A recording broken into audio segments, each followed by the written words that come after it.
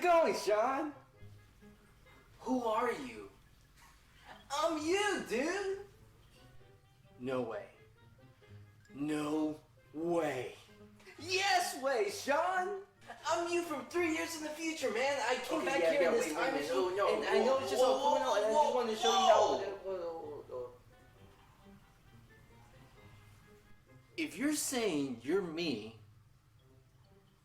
what number am I thinking of right now? 69, dude! Excellent! So, what are you doing here? I came here to give you some advice. Like? Okay, you gotta watch this movie called Bill and Ted's Excellent Adventure and review it for our YouTube channel. You're gonna have the most fun time watching this film. Was it nominated for any Oscars? No. Was it a blockbuster hit? No. Was it at least one of the highest grossing movies of the year? No, but it did gain a cult following. It stars Keanu Reeves. Okay, I'm in.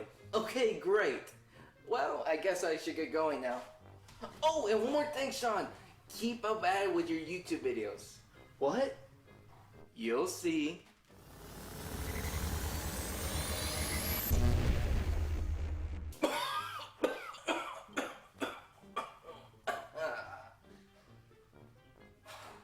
Wow. Future me is so cool. I actually wish I was him one day.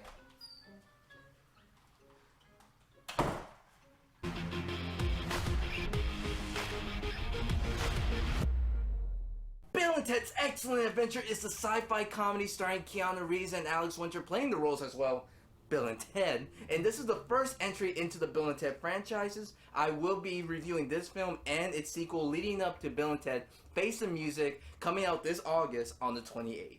So anyways, Bill and Ted's Excellent Adventure follows the story of two metal-loving, dim-witted friends that just want to party on and become a famous rock band, but are on the verge of failing their history class and have one last chance to pass by acing their final oral report in less than 24 hours. While struggling with their studies, a time traveler from the future named Rufus, played by George Carlin, comes to their aid by offering them a telephone booth time machine, which is more than likely inspired by Doctor Who. Bill and Ted then go on a crazy adventure traveling through different time periods, gathering all these historical figures like Napoleon, Billy the Kid, and Abraham Lincoln, and so on for their high school presentation.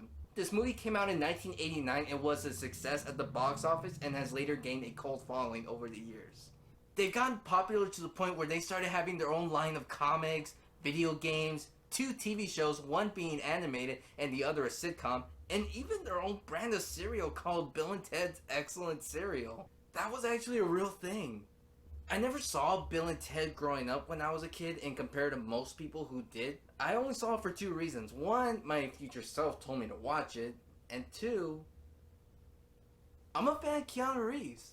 I mean, no joke, he's literally red hot in Hollywood right now with anything he's in. John Wick, The Matrix 4, Cyberpunk, even the SpongeBob movie, which I don't even care about, but just because he's in it, I just want to watch him. So why not watch the first movie that gained him his first recognition in Hollywood? Well, I finished the film, and what do I think about it?